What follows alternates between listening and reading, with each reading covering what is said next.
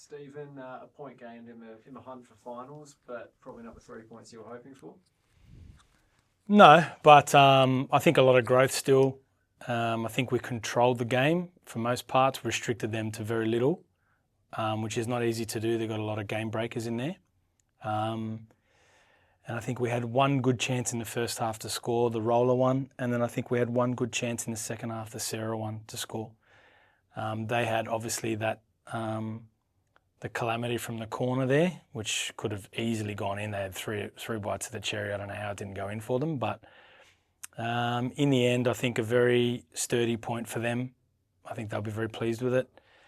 A nice, hearty performance from us, but maybe just not clinical in the final third, which is, it's a familiar tale for us a little bit, which is, there's good and bad. We lost games like that last season, 1-0 right at the end. So I think there's a lot to like about what we're doing. And in the end, like you said, it's a point gained, and we've got 2 more games to play.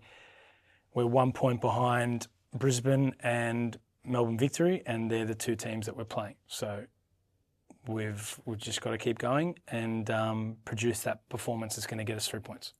Yeah, entering obviously with Brisbane's win today, it means you guys will enter the final 2 games in 7th spot. Yep.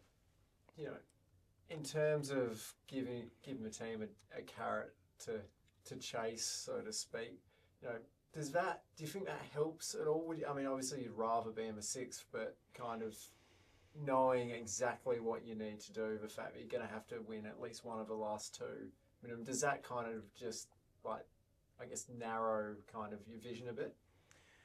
Well, I think there's been a lot of pressure on these last 3 games to win. I feel like we were probably good value for a point against Adelaide. To come away with nothing from there meant that we had to probably win this game, but definitely couldn't afford to lose this game. So that's a tricky situation. So to your point, going to Brisbane, you have to win. The carrot is you beat them, you jump them.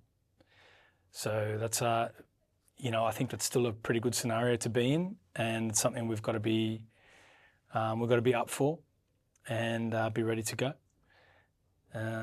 It's still in our hands to a certain degree, and we just got to see the positives out of that.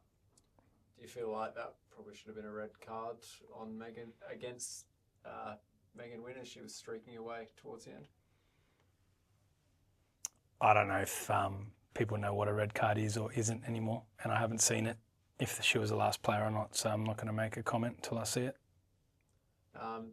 Just in terms of Tiana McKenna, again, another really good performance at the back.